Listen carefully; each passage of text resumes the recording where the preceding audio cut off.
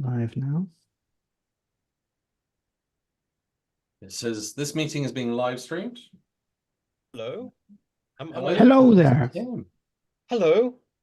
Hello. Good morning. Alex, hello. And BMS. Yeah, Big Match Studios. Ah, that's you. What is your name? Big Match Studios. I have to call you Big Madge. You can, or Madge. Madge would be good. Okay. Madge. Yeah, I've seen your stuff. I saw it yesterday, incidentally. We are traveling on much the same information, which is rather exciting. Are we live now? I think we are being live streamed. I cannot see the live stream in YouTube though. I think it's actually set to private. Let me see. It's your live, to be fair. No, you're live on YouTube. Okay. Live. Oh, how shocking. A plot twist. Right.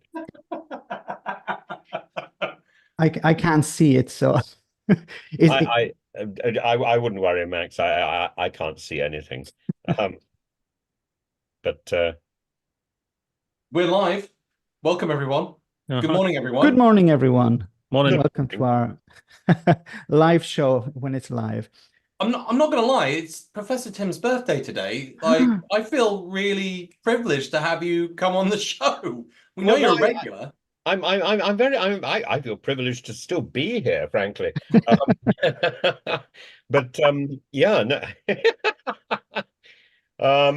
It's very exciting. Yeah. Thank you. What, for another year on the planet, or another year on the planet? Well, you know, a year so far. I mean, a year and a day now, I suspect. Yeah, but it is, and if I add my digits together, I'm now 90. how does that feel? Ancient. I mean, but yeah, I think I'm 63, which seems old. And yet you're full of beans and energy and bravado. Is that a reference to flatulence? Give me a good show already. There we are. I'm already bringing it down to a sort of common denominator. I thought we were going to be talking about Ulez, but maybe we are. Well, I was going to say, I don't know how much lower it can go in politics at the present moment in time with all the stuff that's been going on. I think we'll get everyone to introduce themselves first with a couple of sentences about yourselves. So, Professor Tim, can you give us a couple of sentences about yourself? No, I'm surviving. I went through cancer and Brexit, and I feel having come out of the other side, not entirely come out of the other side in either case. But you know, I don't really know where I am, but I am still here, to quote Stephen Sondheim, which is something of a relief, and it's very nice to be here. And so I've got a YouTube channel, which I've now got one of your silver plaques. I saw that, yes. Yeah, I've got one. Yeah, so I'm rather proud of that. And you're on the way, Big Madge. I've got a long way to go. I've got a long way to go. I gotta take that one. You're in the foothills of the silver plaque territory. Come on, tell us who you are. Big Match Studios. I've been on here before. Last time I was on here, my eyes were not looking good, but they're fine now. So I was co-host for the day as well, so I appreciate that. But no, just cover British politics like most of the people here. Just I have a soundboard. That's the only real difference I have. I have memes. You guys don't have any. That's the real difference. I don't know what a meme is, really. I went in an entire sort of what is it, reality TV program to discover memes and emojis. How do you do memes? You just kind of get a picture, you just put text over it, to be honest with you. Something that's funny, generally, or sad. It could be anything. There's one with... do you have a favorite? And where do you put them? You should put them on the internet. I think the Spider-Man point meme, but that's more of a GIF. That's one of my favorites, I think. Him pointing at someone else. See, look, we're both YouTubers, look.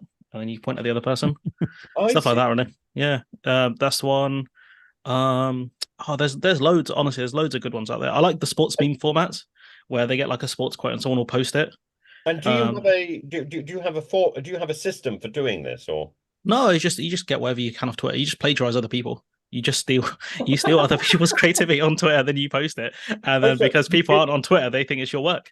Isn't that called the Labour Party? Possibly.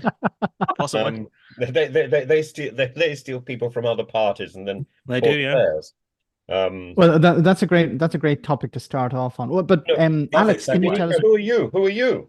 Who's that? Yeah, who are I've you, never seen. Max? I've never seen this man before in my life. Yeah, where have you popped from?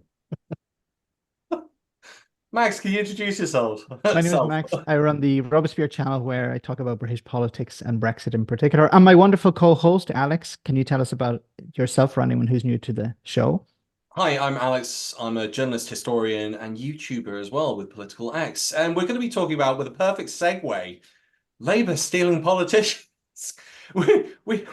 Last week we had Brendan Donnelly on, former MEP for the Conservative Party, now leader of the Rejoin EU party. And he was saying you can't steal a vote. Can you steal a politician? Is that possible? Madge, I'm going to throw that question over to you first. I guess you can, but I mean, it's a bit weird, her defection, because she's, former ERG, and some of the allegations around her, some of the stuff that she said is pretty abhorrent. But I guess you can steal an MP. But it was her choice to leave, and it looks a bit like a hospital pass, to be honest with you. Maybe some of the Tories are happy to see the back of her, given some of the stuff she said. I don't know. It's a weird defection. To be honest with you, it genuinely looks like a lot of these people have been offered consultancy gigs. The doctor guy, he's staying on as a consultant. She's staying on as a housing consultant. Given that the Tories' failure on housing, I don't know how well she's actually going to do in that role. And her vote record on things like leaseholders not great.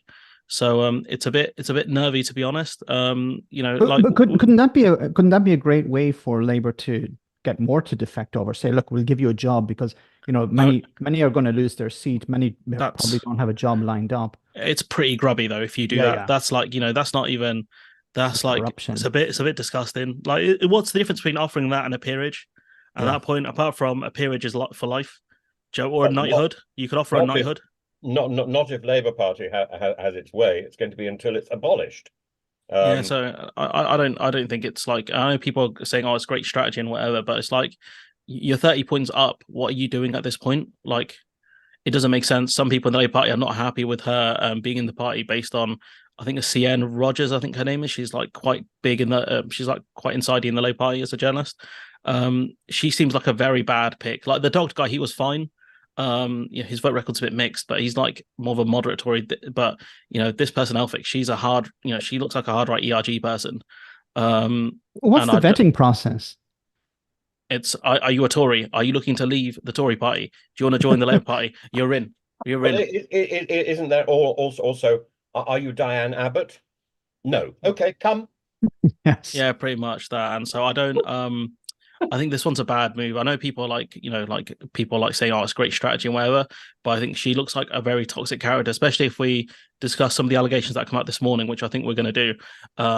She's not a good person. I think in her core, she's not a good person. Like you can say about, I think it's Alicia Kearns, the Tory MP. A few of them, you can say, those are the people you can have disagreements with and say, okay, fair enough, you're a Tory, but you might not be a bad person at heart, which is a ropey argument. But with some of the ones like Elphicke, you can say, no, you're genuinely a bad person. You're genuinely a bad person. You should not be in the Labour Party. You should not be in politics.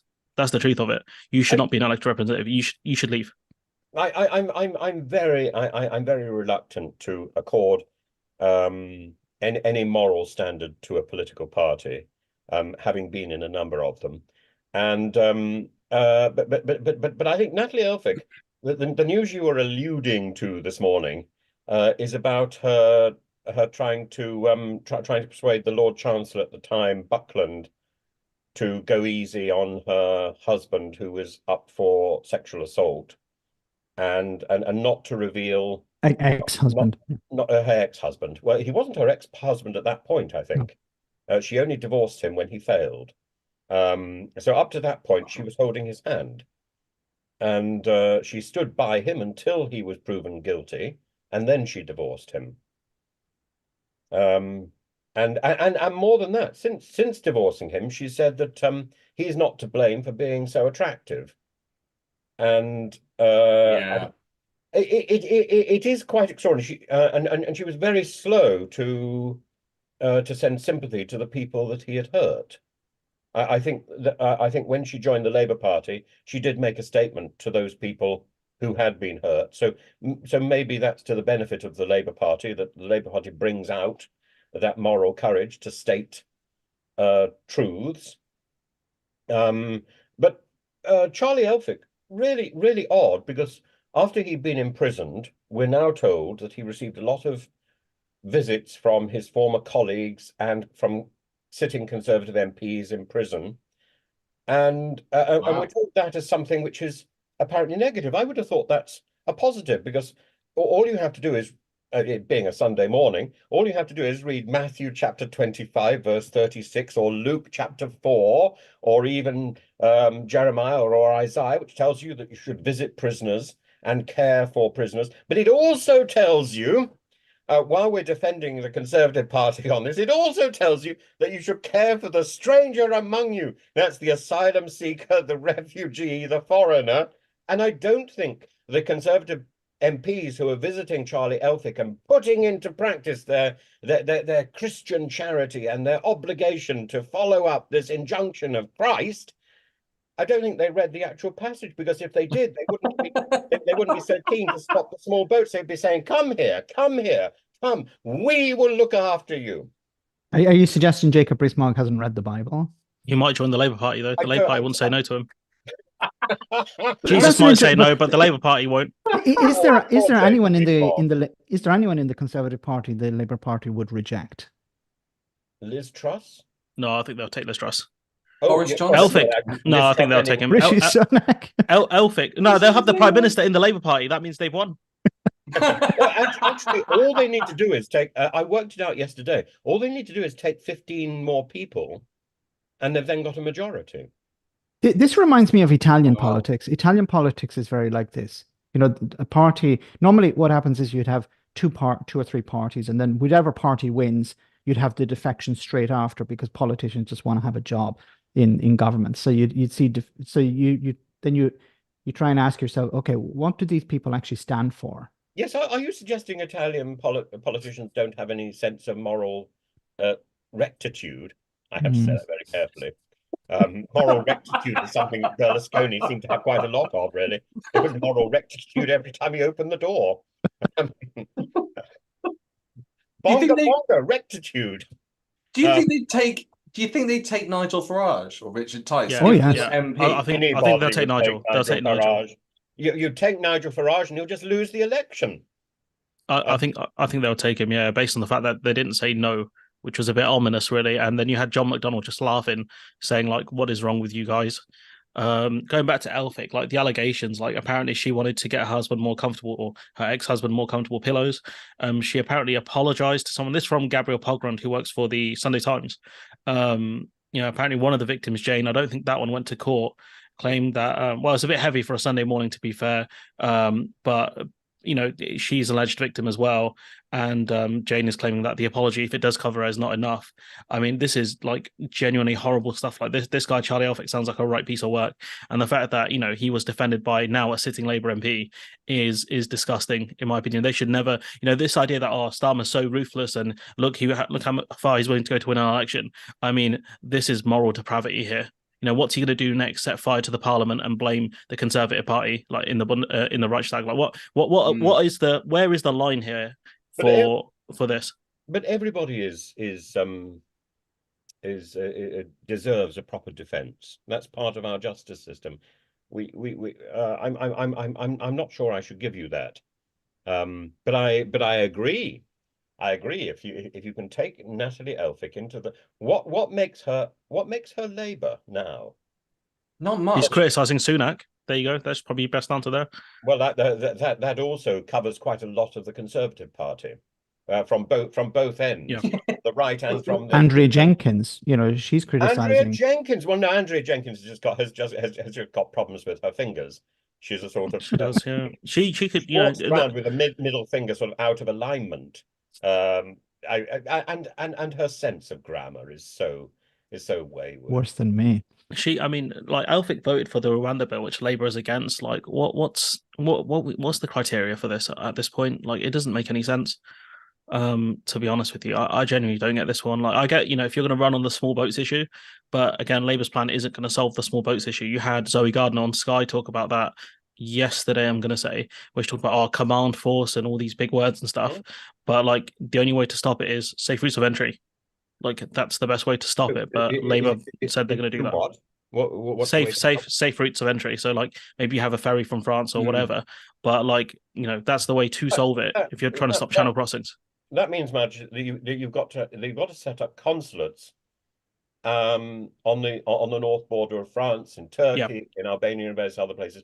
We've got to change the way that we do that we implement the 1951 Refugee Convention. If we're even happy with that, I think the much better way is to, if Rishi Sunak wanted to go down in history as something other than a postscript and an embarrassment, then he needs to, or a question mark. If Rishi Sunak wanted to go down in history as something other than grammar, then he needs to, or punctuation, then he needs to hold an international conference and redefine the 1951 Refugee Convention so it's suitable for the 21st century. Because it was set up really in the wake of World War II to deal with the world that existed then. That world has changed. Yeah, I agree that I think it does need reformation. But like, it hasn't worked properly. Each country's kind of letting the kind of frontline countries deal with it. That's the main problem. Like in Italy, in Greece, for example, and that's caused, I think, a big right-wing swell in those countries as well. But Madge, the Greece thing has been there for certainly for 23 years, because I was in Greece in the early 2000s. My partner was came to Greece, was tortured in Greece by the Greek Coast Guard. The boat that my partner was on was peppered with gunshot, and it's an horrific story. We took the Greek Coast Guard and Greece itself to court and won. It took 11 years through the European Court of Human Rights, and that hasn't stopped. And shortly after that happened, the Greek Coast Guard was invited to participate and sort of lead Frontex. This is madness, and part of the deal put forward by the European Court of Human Rights was that Greece reformed, I think, 4 of its laws. It's not done anything. So what we've got to do is have a European-wide transformation, or in fact a global transformation, because the migration issue is only going to get worse. And we in this country have, under the Conservative leadership, have started to define people as economic migrants or refugees, asylum seekers. And this is nonsensical. If you go back to the 19th century, many people who came here were economic migrants.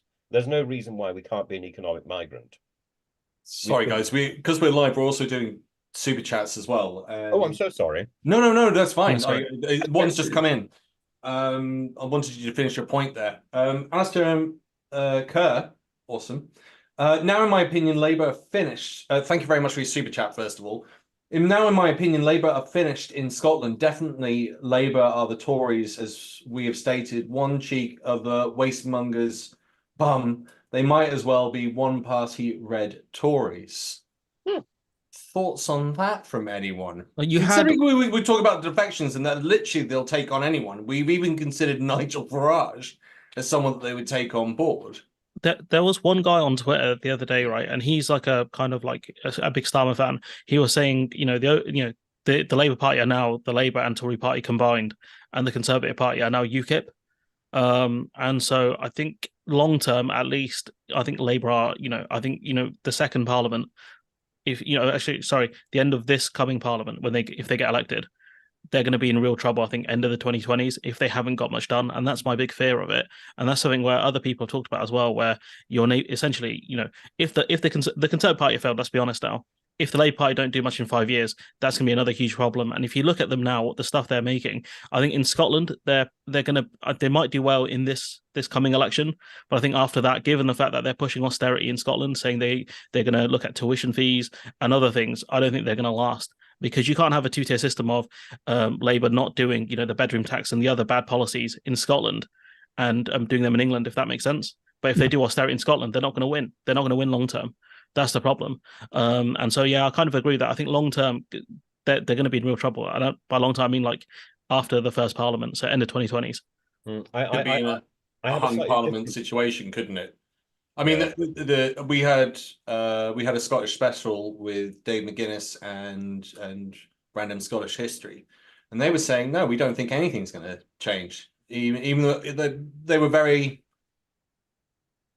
not critical, but like suspect of the polls that were taking place up in Scotland, and they didn't think that that was going to take place. They felt that actually the SNP were going to continue. John Sweeney seems to be decent. Seems to be level-headed, doesn't seem to he's not controversial, you know, that little black book that we were talking about earlier with the only person they couldn't get, Theresa May, seems that that's quite likely with John Sweeney as well, although he's got a bit more character and probably been a bit more rambunctious in his youth than Theresa May ever was. So I'm just pushing back on that a little bit based on that Scottish special.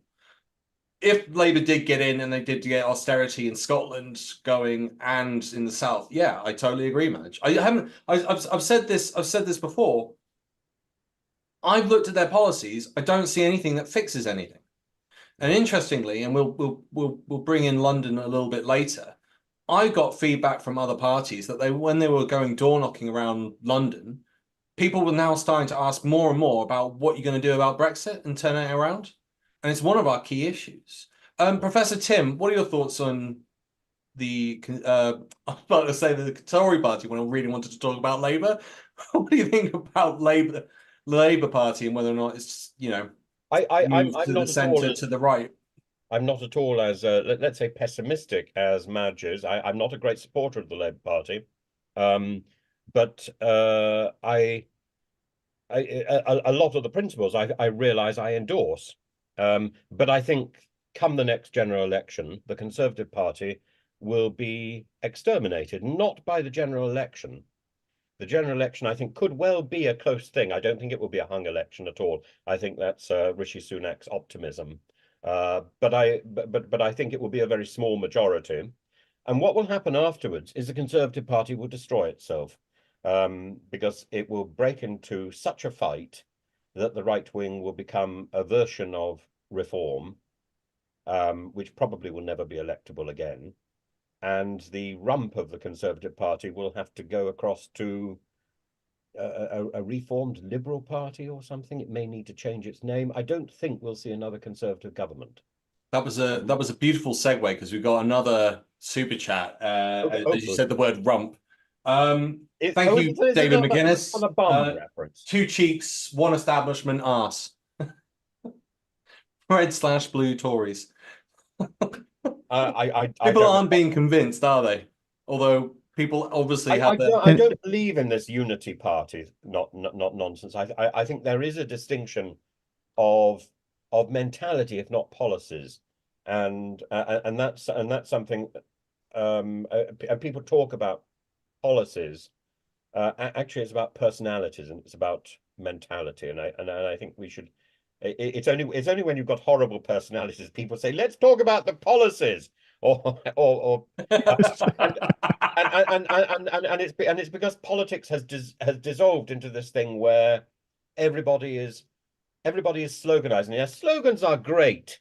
I love slogans. I had a bit of a background in advertising and stuff, and I can do slogans. Tricolons drop out of me like I don't think we should go down that route, but anyway, they tricolons, lovely tricolons. But the problem with modern politics is when you ask a politician a question, what you get is a slogan as a response. I say nothing wrong with slogans, but not as a response to a question. When you've got a politician in a room, you expect them to actually answer. Now, the politicians I know privately, and I know them from many different parties, all tell me that, oh, they come to me with their problems and they say, oh, this week I've been told that I've got to say this, or I've been told I've got to use this expression to describe so-and-so. And I think this is absurd. And it doesn't matter whether it's the Labour Party or whether it's the Conservative Party or former UKIP reform, or the Liberals. They're all at it. Nobody is allowed to speak their mind. Nobody is allowed to open their mouth. And if we had a little bit more authenticity, we might have a little bit more respect for these people who have stood to represent us. They're representing us. They're not representing some PR company. That's the fundamental problem with politics in our country at the moment, I think. I just want to say something in addition to that in relation to... And Simon Case, of course, who's already wrecked the monarchy. Now he's wrecking number 10 again. Yeah. I just want to say something in relation to that, and then I just want to comment a little bit on the super chat. Like, for example, when it comes to Natalie Elphicke, one of the responses was, now we have somebody who's going to vote the party line. So it wasn't so much, and this is a problem I have with many politicians, is as you raised there, I have to say this or I have to do that, and they're no longer, in a sense, representing their constituents. They're representing the party, and I understand why they have to do that. But when it comes to Scotland, I think there's a big problem for Labour is that if they undo a lot of the SNP policies, they're going to end up in the same situation as they were back in 2015. I think it was. People voted for the SNP because they felt betrayed by Labour, especially the working class. So Labour, implemented a lot of policies, and they damaged society. And then people said, "Look, we don't want Labour anymore." Labour have moved, especially New Labour.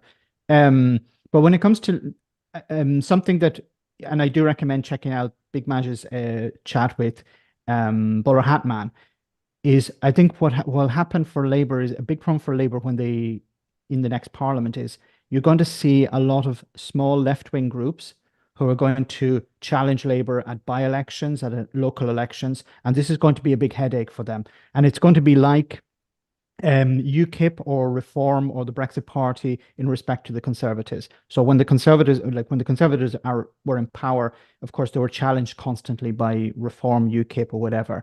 And I think that's going to be the same with Labour when they're in government. Alex. Sorry, Professor Tim.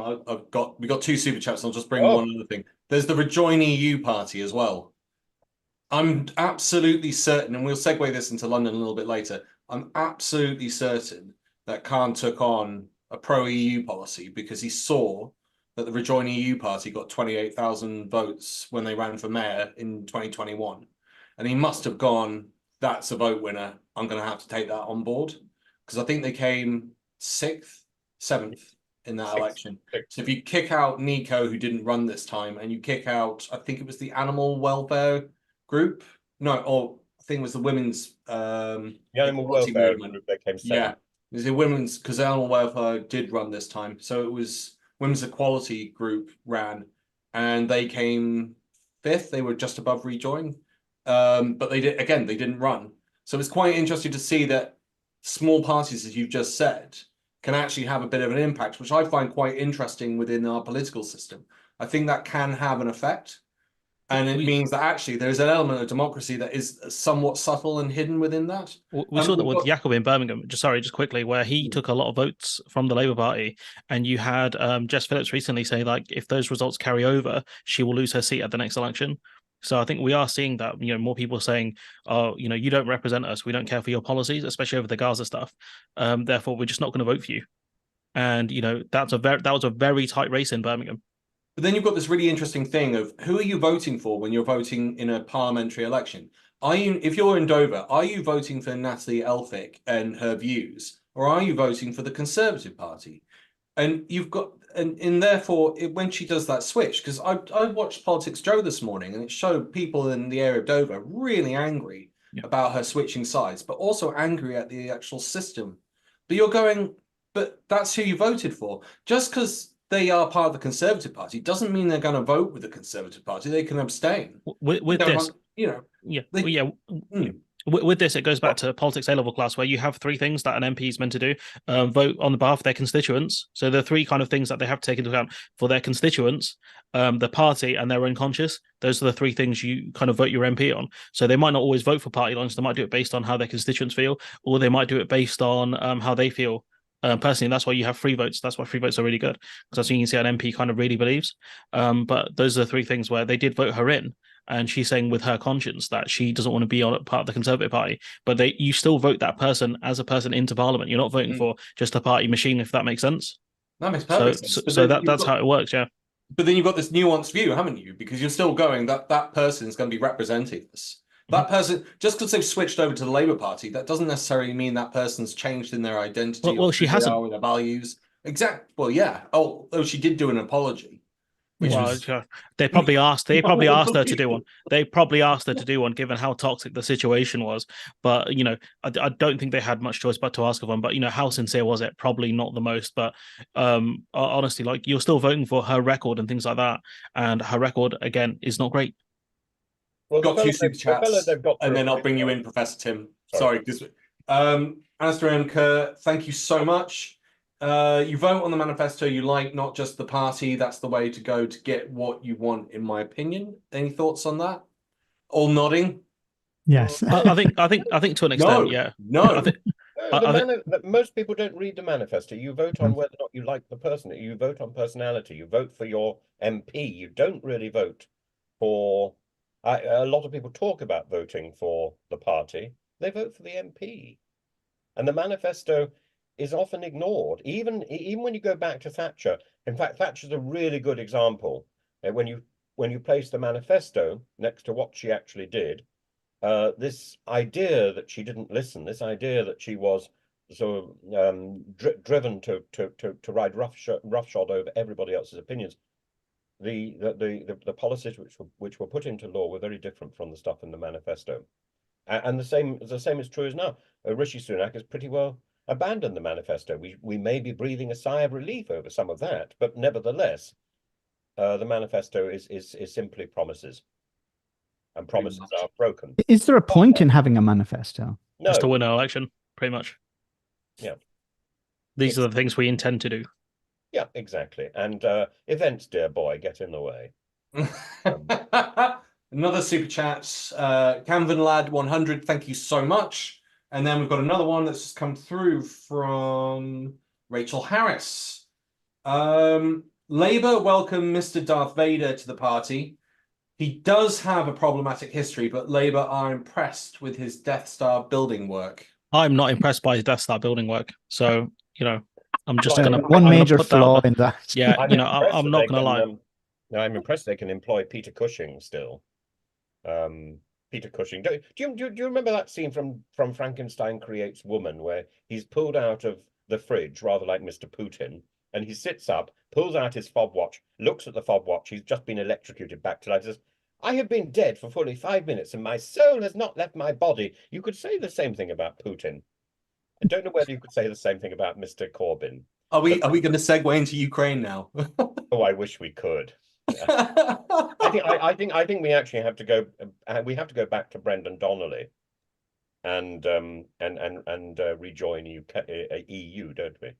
Really. We can do, yeah. We can bring in London and what's taking place in London, as well as the Rejoin EU. Is there anything you'd like to talk about with the Rejoin EU party in particular, Professor Tim? Well, I met them. I met Brendan, and I was very impressed. So impressed. I would quite like to wave the flag for Rejoin EU. But the problem really is that it wasn't a disgrace. But it wasn't exactly a flag-waving victory in the London Assembly. They got 2.5%. You've got to get 5% before you qualify for getting any members on the proportional representation system. Mm-hmm. 6th place is great. They don't lose their deposit, but they don't win anything except for a wave of sympathy. And the problem is at the back of your mind is Peter Mandelson's line about rejoining the EU. He said, "You've got to be joking," and I'm always good for a good joke, so I'm very happy to put that one out. And he says nobody would go through another referendum. Well, maybe not immediately, but already the Labour Party is talking about having to readjust our relationship with Europe, which is exactly the right thing we should be doing. Look, I think what's going to happen is Labour is going to reach a block, or whoever's in power is going to reach a block. So they're going to say, look, we can do X, Y, and Z, but we can't go any further because we need to be part of the European Union. So I think that's the argument they're going to make. So they're going to say, like, we can align, but there's a limit in what that will achieve. We can have veterinary agreements, but there's a limit in what that will achieve. So I think I think what could really change the dynamic is if the Conservatives are completely destroyed and the Liberal Democrats become the official opposition, because then you'd have two parties, which maybe their manifesto is not to rejoin the EU, but both parties have pro-European MPs. Yes, but You're lagging a bit. That the bit of the Conservatives which will be left behind will be so stringently Brexit. It's going to be defined by people like Rees-Mogg, who are talking about Brexit benefits and never defining them. We've had 6 years now with these people going on and on, thumping the dispatch box and using the two words Brexit benefit, but never saying what that is. I've been asking and asking and asking. No one can even give me one Brexit benefit. Sovereignty. Yep. Well, no, that's not working either. That's destroyed by small boats and by our present king. We even have the stupid lids attached to the bottles, which is a nightmare. But what did Mandelson say? Nobody would want to run another referendum. Mandelson, I'm a nobody. I don't have a silver plaque. I'll do it. Oh yes, there we go. I'll do it. We're all going to be very Homer-like and say Nemo. We're all nobodies. We're all nobodies. Yeah. But What was it that Peter Mandelson said about a new party? the Greens this week? He said they're the despot of like the bin for the left, I think. So that's where all the left-wing people are leaving and going to the Green Party, which I think is a dumb statement, really. But with Mandelson, he's got a weird history. Anyways, that we're not going to go into. I'm going. Yep. We've got another super chat. Astrum Kurt has said, Professor, not in Scotland, as we are more savvy politically, in my opinion. Oh, that was what I was going to say. Sorry. That was what I was going to say. With the 3-word slogan thing, I think with a lot of politicians, they're not very smart and they don't really like think on their feet very quickly. So we saw that with, I'll give you 2 examples, right? Starmer, when he was asked about Elphicke, the allegations around some of the stuff Elphicke did, he said, well, I'm delighted to have Natalie Elphicke as part of the Labour Party. And you just like, that wasn't the question. And my favorite example, which I'll give to you before, Alex, is Marco Rubio. When he was asked questions, he kept going back to the default line of, let's dispel the notion President Obama doesn't know what he's doing. He knows exactly what he's doing. He's trying to turn the United States into the rest of the world. I don't want to be like the rest of the world. I want to be like the United States. And he kept saying that over and over, the point where Chris Christie was like, there it is. There's the 30-second attack line that Washington give you. Honestly, it's the best clip on the internet, hands down. Like, you should all watch it. You should all watch it. I'll put it in the comments later if I find it. Please. But yeah, it's the greatest. So that's why a lot of these politicians, because I don't mean to say they're boring administrators, but they're not very sharp. That's what makes Flynn quite interesting because he does seem like he's a bit sharp and he can respond. Whereas I think people like Starmer, Sunak, and quite a few other kind of front benchers, they're very boring, and they don't know how to respond to direct questions or follow-up questions. So they have their talking points and they'll go down the list, and when they get one, they can't compute. They go back to their default answers. But Sunak is probably the worst. Oh yeah, 100%. Who is? It's always stick to yeah. the plan. The plan is working. Stick to the plan. The plan is working. You've seen that, a lot, Max, because you cover. You've seen a lot of Sunak's interviews. He goes, "Well, the plan is working. We've got to stick with it. The Labour Party have no plan," and they go back to that line every time. Like you just see it. It's like a muscle memory reaction almost at this point, where like how a human flinches. It's like you ask a Tory MP a question about the economy. He goes, "Well, what about the Labour Party? They have no plan. Look at our plan. 0.6% growth. We're turning the country around. The Labour Party will do more borrowing, higher taxes, net zero, even though net zero is their own policy. It's a default, and because they're not very sharp. You see it more, I think, as we come close to the election, you'll see it more and more with the Labour Party and the Conservative Party, because they're not very sharp operators. So they'll go back to slogans. That's why Boris Johnson kept defaulting to get Brexit done, because he couldn't answer any of the questions. No. So he said, get Brexit done. I think they were worried when he did try and answer the questions. On the subject of Stephen Flynn, I think he's the person I have most time for and Prime Minister's questions. He sticks to the old tradition that you don't read out your question, and he is immaculate in the way he presents his stuff. I also frankly, I know nobody wants to talk about him. I know he's considered a sort of embarrassment at the moment. I know we've avoided his name, but I have a lot of fondness for Humza Yousaf. He and I have a bit of history, and when I was trying to expose Brexit, when I was trying to expose UKIP, sorry, the two things are almost interchangeable, aren't they? When I was trying to expose UKIP, there was an incident in Scotland where a UKIP MEP was racially abusive about Humza, and Humza and I had been in touch, and he said, "What are you going to do about it?" And I said, "Well, I'll resign." And he said, "Let's go big." And so we did. I was delighted, and I got my opportunity to have a bit of a set to with Mr. Farage, and Farage said about this comment, which was this man had confused Humza with Abu Hamza, the man with no hands in a prison. Now that's just racially abusive, and it's pig ignorant as well. And he's and the line was, "Oh, do you know where your friend Humza is?" And this man said, "Oh, Humza Yousaf, oh, as I like to call him, Abu Hamza." And Humza was offended. Of course he was offended. He was a minister of the crown, and he was being compared to a criminal. And Nigel Farage's response was, "Oh, it's just a joke. Can't he take a joke?" The point was nobody was laughing. So it wasn't a very good joke, and it was offensive. And that is the definition of racism, that you don't realize that you are being offensive. And these people need to be educated. I have a lot of time for Humza. Even now I have a lot of time for Humza. And he resigned, and then he was straight onto Twitter in football kit. Saying, he was explaining how to keep fit and stuff like that. I just think there's a lot of humanity in Humza, which I think people haven't realized. And I think also Humza, like the people in Westminster, has been so queered by this demand to spout slogans rather than to be himself. And I think if there was a little bit more of honesty and authenticity coming out of our national politicians, we would get much further, and they would get much further. Not, of course, for Liz Truss; she has none.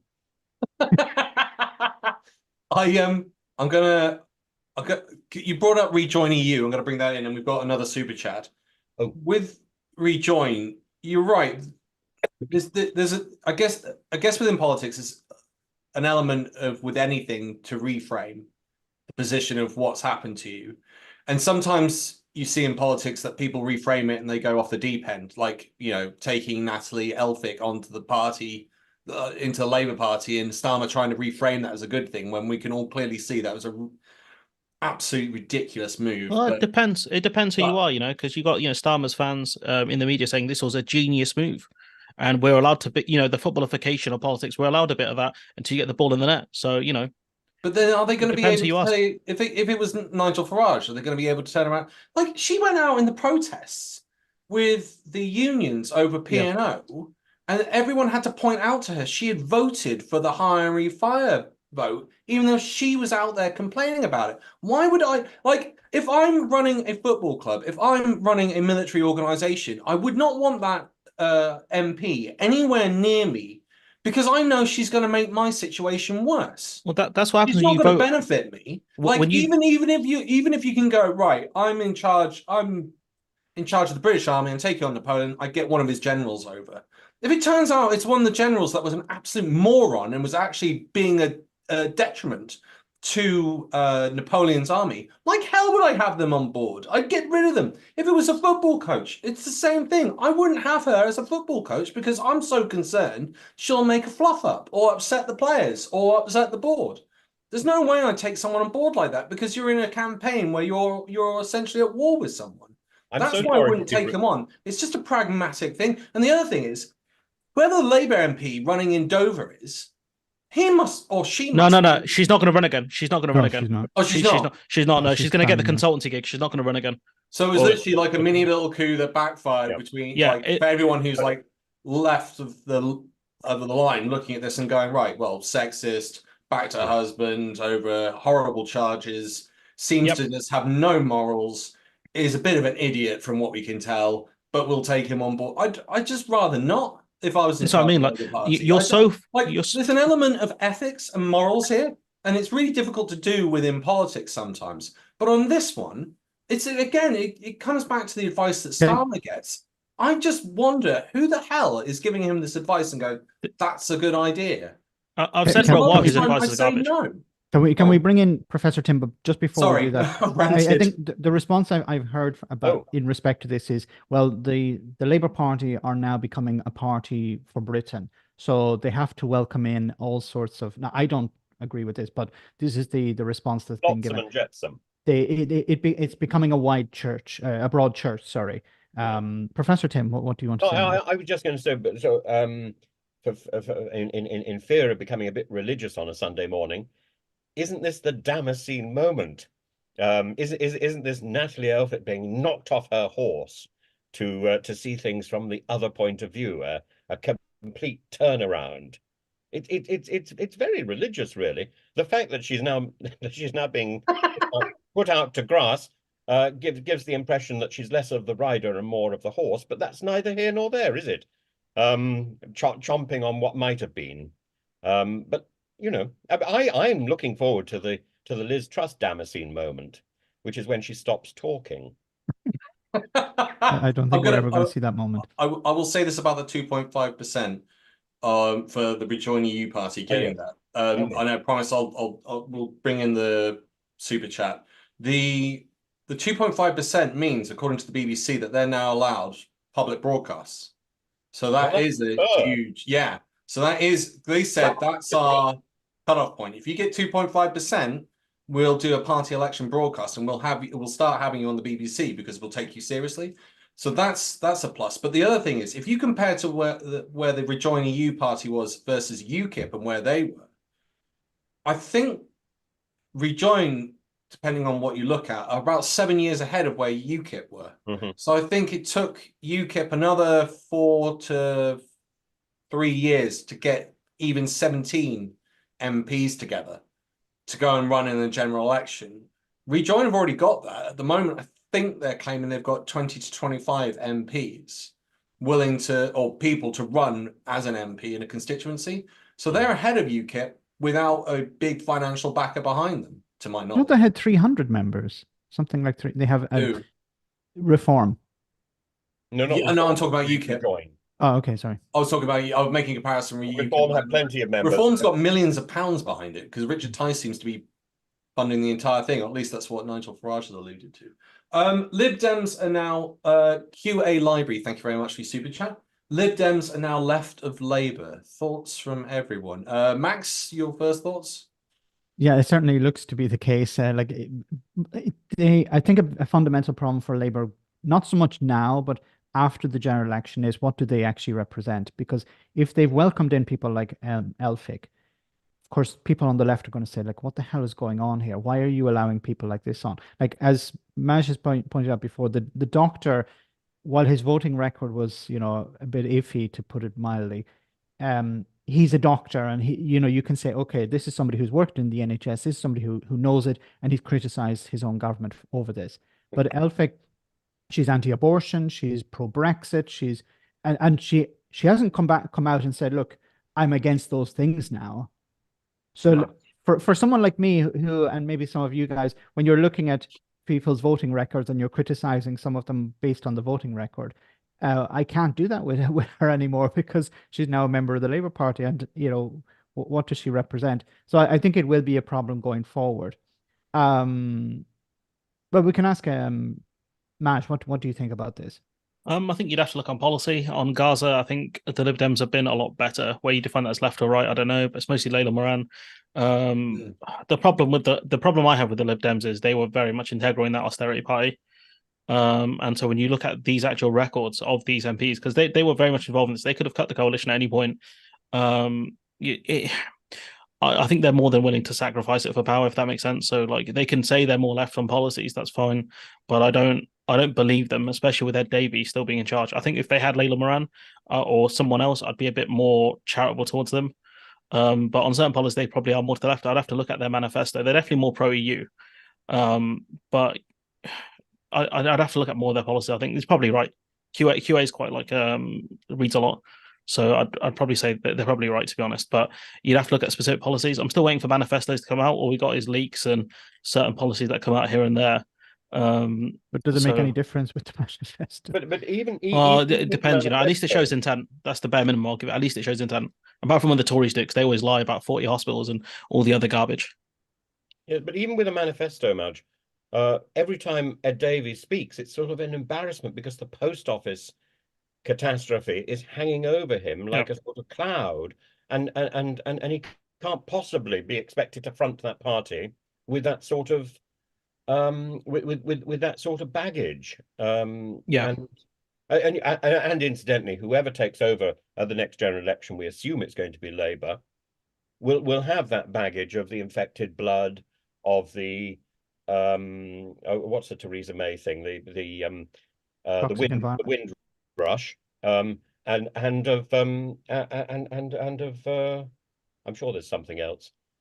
But the infected blood, there was a really interesting article today about a fellow called Kevin Roberts, who is on the haemophilia scale, as I am, and because his documents were lost, he hasn't had any compensation or even an offer of compensation. So he's not even had the benefit of the rhetoric, let alone the reality. But all this compensation is going to go into the millions of pounds. I think with Davey and the post office thing, I don't know how responsible he was at the time, because he wasn't, as someone puts that in the comments, he wasn't post office minister for that long, and it was a very much a long running issue. It went across from near the beginning of New Labour up until very recently in the Conservative Party. What I will say is he's a very poor choice of leader, and the Lib Dems have had, barring Nick Clegg, have had a very recent poor history of leadership choices. When you look at the guy who kept saying he wouldn't be able to vote for gay rights because of his Christian values, and then do you know who he is? The one before Ed Davies, Tim something, was it Tim? Yeah, Tim Farron. That's it, Tim Farron. There you go. There it is. Tim Farron. Yeah.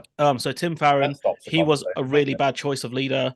Ed Davey, again, very bad choice of leader. Nick Clegg was the only one I think they had which was really good, but he came in at a time in British politics where the Labour Party wasn't favoured and the Conservative Party wasn't that favoured either. But again, he was at least a competent operator. Like when he spoke, he was very good, and he did one of my favourite songs of all time, the "I'm Sorry" song, which I'll also link in the comments below, because people haven't watched it, and that hurts my soul because it's so good. It's so good. So I think with the Lib Dems, their main problem is getting competent leadership in. Stop voting for boring people in the leadership contest. Like, stop it. Like they're not good operators. No one likes them. Ed Davies. So when they asked him about like his pro EU stuff, and he was like, "Oh, hang on," and he kept like breaking down like a child, and I'm like, dude, it's an easy question. It's a layup almost. Just put the ball in the net. Like, it's easy. It's so easy. And like he just struggles in interviews and stuff like that. Honestly, he hasn't been briefed. He hasn't led this is what I mean. Like when I say he might have been briefed on certain talking points, but the problem is when asked follow-up questions, he has no answer. That's the main problem. And so with a lot of politicians, he's got to think, what is Labour going to say? What are the Conservatives going to say? How do I squeeze between the two? Yeah. And with the pro-EU stuff, like I think that's where the Lib Dems could have shone there, but I think they're so kind of battered by the referendum and things like that. They don't know how to kind of approach it. When I think that should be where they go for. Be as pro-EU as you can be. Obviously don't spout nonsense. But say like, yeah, we're a party that's looking to rejoin the EU. If that's what you want, then vote for us, and we'll try and put our steps in as best as possible on our end to do it. Obviously it's up to the EU at the end of the day, but if you put certain steps in, like alignment, dynamic alignment, you work with the EU in, the amount of kind of third country workshops they have, and show actually goodwill and good intent, which is one thing that does go a long way. But also for the Lib Dems, they have nothing to lose because they're not fighting the red wall the red wall or anything like that. They're fighting in the south, and there's a lot more people kind of moving out of London into cities like not even just to Brighton, because they're moving out of Brighton, I think, because they're being priced out. Brighton's very expensive. I was just there. And so they're going to move into kind of I think the English villages. That's what we see more of. And we'll see more vote changes just down to demographics alone. especially as people age out. So the Lib Dems actually do have a target-rich environment here. It's just they're not brave enough to take it because they've got a leader who's so scarred by, I think, the Brexit referendum that they don't know how to preach it. Whereas if they had someone new who wasn't in the austerity government, I think Layla Moran was actually in the austerity government, but someone new, they could have bridged these topics because they don't have the baggage. That's one of the problems that the current crop have. They have so much baggage. Even Starmer has it as well because he's been in politics for a bit. They have so much baggage where they can't broach these topics because at the end of the day, Starmer can be, say, he's not really that pro EU, but his voting record, his rhetoric from those years say otherwise, and that's one of the major problems they have because some of these people are dinosaurs. But the Liberals don't have very many MPs to choose from. Yeah, I'd give that's true. I'd give him Layla Moran. I mean, Jo Swinton's campaign flopped. So you take that into account. I didn't think she was that bad. And then you got Nick Clegg. With Swinton, she misjudged, I think, how successful the Lib Dems were going to be in that election because she saw Boris Johnson, who wasn't favoured by anyone. She saw Jeremy Corbyn, who wasn't favoured by anyone, and thought this is going to be an easy win because she thought that the Lib Dems are going to naturally get votes. But for whatever reason, she just didn't. She didn't get any traction. It was so weird because I didn't see anything from her, or maybe the media didn't show much of her. Like it was bizarre. I can't remember anything from her in those like leadership contests or the debates or anything. Like I remember Boris Johnson saying 40 new hospitals, get Brexit done. I can remember bits from Corbyn, but I remember nothing from Swinton. I would turn around and say that I think a lot of them are still struggling to understand and how to use social media. I mean, I brought up last week that Keir Starmer has a YouTube channel. No one knew. Who? No. Yeah, Keir Starmer has a YouTube channel. Did you know that? No. How many subscribers does he have? 30,000 was my last check. What does he do on it? Does he compare different types? Oh, it's really boring. It's really. Do you know what he should? It's like John Major Gray. Do you know what he should do? He should, just to piss off Laura Kuenssberg, right? What he should do is because she accused him of being like wearing the centrist dad look, whatever that means, or wearing a shirt and like a bomber jacket and going to non-league games. He should film every non-league he goes to with that centrist outfit and just say hashtag Laura Kuenssberg just to annoy her. That's what he should do. That's what I would do if I were him. I think there's a little niche he could Troll. He could do a sort of barrister's view of something. He could use his. I still think he should do unboxing videos. That'd be it'd be so boring. Didn't Boris Johnson say he paints like buses or something? Do you remember that? Yes. Yeah. That was so weird. He was. There's a little theory that the reason he said he did the painting buses thing and it was so weird was so that it would detract from the 350 million on the I remember that. I think he's just trying to show that. I think he's just around saying that, which was quite funny. He's just a bizarre. I'm sure I'm a quirky guy. I paint buses and things like that. I have hobbies in my spare time that are really eccentric because I paint things and that requires a lot of skill. I'm so baffled. When he was asked about something, he goes, "I paint buses." I'm like, what? When? Who? When did this happen? Like, bro, you don't even brush your hair and you paint buses. What's up with that? Yes, I don't know how anybody who is prime minister can possibly have time for a hobby. I'm not a prime minister. I have no hobbies. And I don't. Who's the Tory? Who's it? The Tory minister who has like 5 jobs. Minister. Yeah, there's a Tory minister who has. I just keep thinking of Douglas Ross and being that referee and the linesman. Yeah. Do you know? Referee. I'll say this for Starmer. The referee is Chris Heaton Harris. Sorry. Go on, sorry, Tim. The referee is Chris Heaton Harris. Chris Heaton Harris is a referee. That's crazy. That's why he managed to get some traction in Northern Ireland. He should give Sunak the red card then. Yeah, he's very good with his little whistle. Sunak should go to Labour too. I'll give Starmer some credit for going to the non-league games on the fact that those non-league teams struggle. Yeah, they always struggle. They can't get the revenue up. If anything. Kuenssberg's attack. Turning up and supporting that instead of like turning up and sitting Arsenal. Yeah, exactly. Sitting up in the posh stands with all the other prawn cocktail eating people, and instead of Roy Keane non-league and actually Roy Keane. That's a Roy Keane attack, isn't it? Prawn sandwiches. That's a Roy Keane reference. That's nasty. I coached for a decade. I watched. So like I'm pretty savvy with it all. I worked a lot of non-league teams.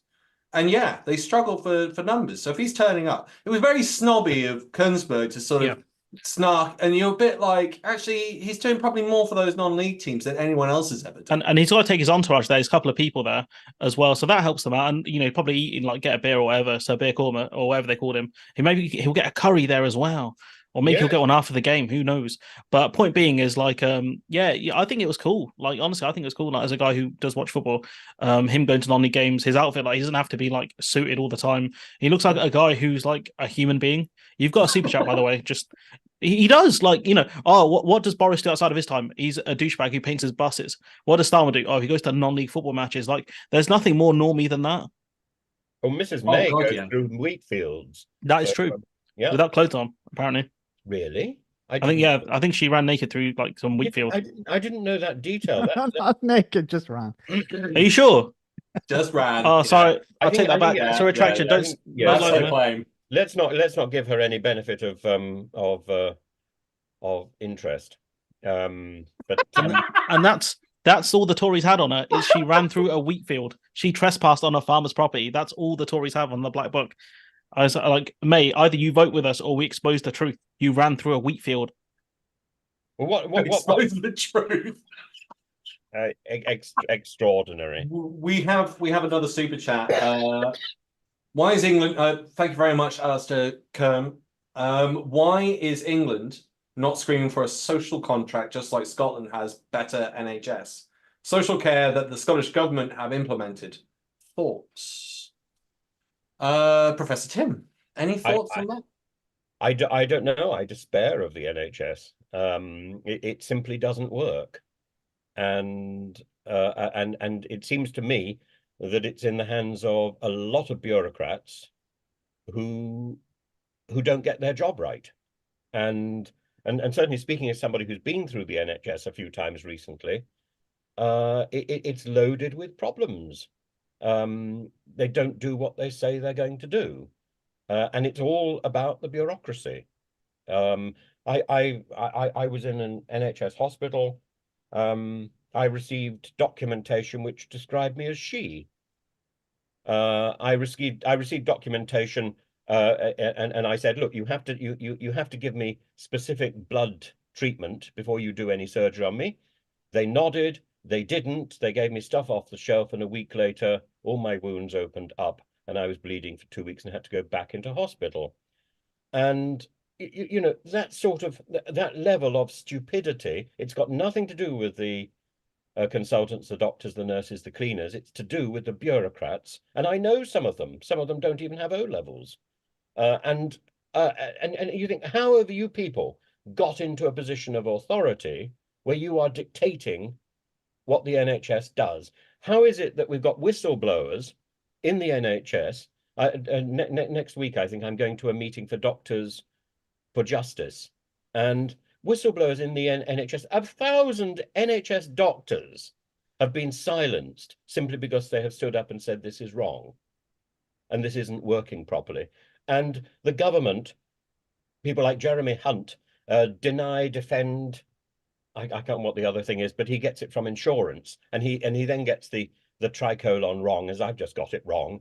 But it's all about shoring up bad practice and throwing good money after bad to defend bad bureaucracy. That's the NHS, and I don't think a commitment to do better is going to change it. We've got to get rid of the bad bureaucrats. Sorry, that's a bit of a rant. No, that's fine. That's what we're here for on a Sunday morning. I could as easily be talking about the dreadful Susan Hall, who just points to crime. Oh, it's all about crime. Crime skyrocketing. it wasn't, of course. No. Skyrocket in your pocket, like Willy Wonka with chocolate. But at least you can put into question the amount they're paid, the work they do, and whether or not it is an issue. I can't comment. I haven't done enough research into the bureaucracy. Can't say I've had personal experience to myself of a bad experience within the NHS. I've been very lucky on that front, though. I don't think that's common. And I know it's not common because I've witnessed my dad and what my partner's gone through in the past in terms of treatment and failures of treatment, repeated failures of treatment. and you sort of go, is it the bureaucracy where they're not passing on information correctly, in which case those bureaucrats aren't doing their job? Or is it, and I've witnessed that, like information not being passed between doctors or consultants? Then you've also got this question over your head. Has that lack of funding caused them to be exhausted, which means that mistakes are more likely to happen?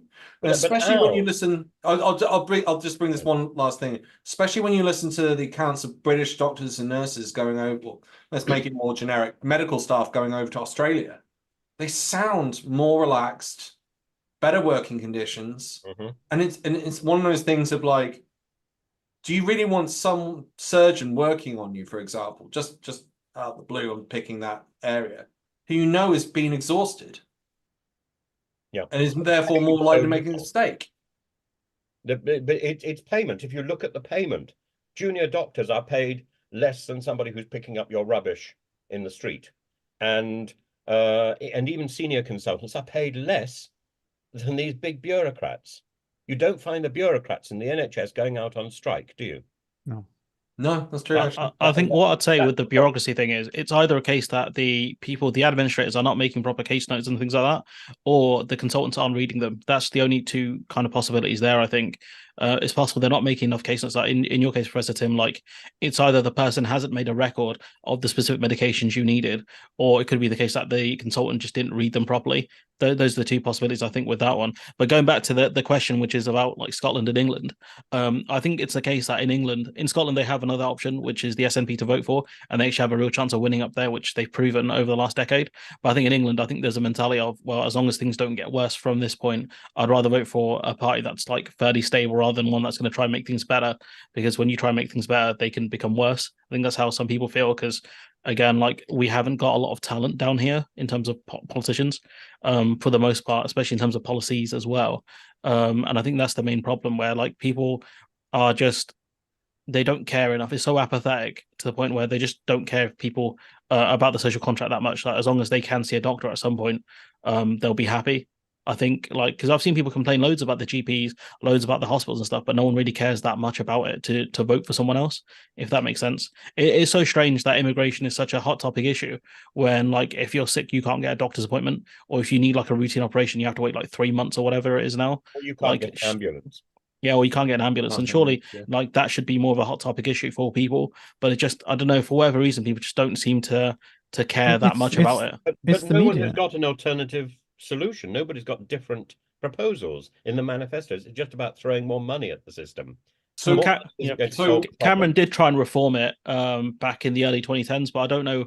I can't remember much about what it actually aimed to do, apart from he said they're going to get rid of more bureaucrats and put more consultants in, which I don't think that actually worked at all, or it didn't, because what you have is consultants doing admin work now, and that's I think that's one of the other problems they've run into. Instead of doing their consultancy roles, they're doing administrative work, and that's kind of burning them out as well. But equally, there's still plenty of bureaucrats. Yeah. What are they doing? It's just a case of do the consultants have access to the notes that the administrators have done, or what's going on with the notes that are made? Like when you tell your doctor something, or when you tell one of these administrators something, what's going on with that data beyond selling it to American healthcare companies? You know, if I go to say my friend, he got his eyes checked out, right? He went from one eye care specialist to another group. I think it was like a retina specialist, right? And I don't think they had the notes that the other people had. So you have to tell them everything all over again. So you have to remember exactly what was said before and say it to a new person. And that new person says, oh, you've been on this medication for how long? That's not right. And then you're like, well, how am I supposed to know? I've literally been told by someone who's got a medical degree and has years of experience on what I should be taking. And that's one of the main problems. Like, for example... we don't have our notes. We have this cult of secrecy and authority, which, you know, if we actually had our notes, we might be able to read them. We might be able to work out what's going on. But if you ask for your notes, and you've seen your notes before, as I did, what I got was something completely different. No, that's what I'm saying. Like, it should be the case that they have our record, they have our name or whatever, and they update it. You know, each time we go to the doctor for whatever reason, they put a note on saying, "Oh, such and such a person went because they've got a stomach condition." And so if you get referred to the hospital, they can say, "Oh, this person went to the doctor on this day for this reason and was prescribed this or recommended this." That's how it should be, and it makes way more sense to have that. But they don't. They don't have it for whatever reason, and it's just so strange. Like, it doesn't work like that. You know, like, it wouldn't be that hard to set up. I think, you know, it costs money to set up a database and whatever, But it seems like a lot better than someone having to go to a doctor and then the doctor being like, "Well, you've been on this medication for how long? That's not right." And then you're like, am I dying? What's happening to me? Like, why is that the case? So I think that's one of the main problems. But I think with the specific question around England versus Scotland on the NHS, I think it's just that people are just happy with things to be trash, but like they don't want things to be better, if that makes sense. It's like they're happy for it to be where it is and they don't really want to push for change. It's apathy. I think, as I've said about like things in England for a long time, I think a lot of people are just apathetic to people who want change. We bring it up almost every week now. There is an issue with people leaving the UK. It's 600,000 a year, and it was considered a brain drain in the 70s when it was 60,000. So we're now 600,000, and then we've got a low birth rate, and it's 1.56. And the numbers I ran came up with the suggestion that we need between 400 and 600,000 people coming into the UK. And you've got this juxtaposition to make up that shortfall with the low birth rate. So you've got this juxtaposition where you've got the press and you've got the right wing saying we don't want more people, and then at the same time saying they're going to fix the NHS. And the only way you can do that is to have an influx of people. Yep. You have to. You've got no choice. Or you could go really serious and say no one's allowed to leave the country, and you would cause a furore over that. Or you demand that every family or every partnership have 2 to 3 children. And you force them to have 2 to 3 children, but you don't. Obviously, how do you force people. Yeah, how do you force people to do that? You don't. You basically, what you do is you get Macron to say have more kids. That's what he did recently. From a strictly more from a sort of biological perspective, you want people to have less stressful lives, and that generally helps with population increase. But the government, everything they have done has created stress non-stop. Since 2008, stress. But there's other areas and that you could bring into that. Unfortunately, we've got 2 super chats, and we're going to have to go. So the first super chat is when campaigning, advise people to check the voting record of the person they considered voting for. I think most of us would like to agree with that, whether or not it happens. There's a website, they work for you. So if you Google whichever MP and voting record, it will come up. They work for you, and they do kind of itemize things, so it's a lot easier to read. So you can look for their general voting habits, and then if you want like a detailed thing, you just click on it, and it'll show you like what they voted on specific votes. So it's actually quite a good website. So I recommend that one. So Google the MP's name along with voting record, and that's normally the top one that comes up. Wouldn't it be great? Wouldn't it be great I'll interrupt just for a second. Wouldn't it be great if every time a politician was interviewed on TV, there was a little ticker with this information, how they voted, so that when people are watching it, they wouldn't do that. I wouldn't mind them having like sponsors as well on their like clothing. Everyone said that. In America, it'd be crazy. You'd have a whole sleeve of sponsors. Alexander Campbell, thank you very much for your super chat. I didn't see the message; it's being retracted. Unfortunately, everyone, and yet thankfully, and thank you to all of you for being on. We've got to go. We're at the end. Happy birthday to you. Happy birthday to you. Happy birthday, Professor Tim. Happy birthday to you. Thank you. Max is working on his Italian singing voice by the looks of things. Yes. Have a great weekend, everyone. And we'll see you at the next Sunday roast.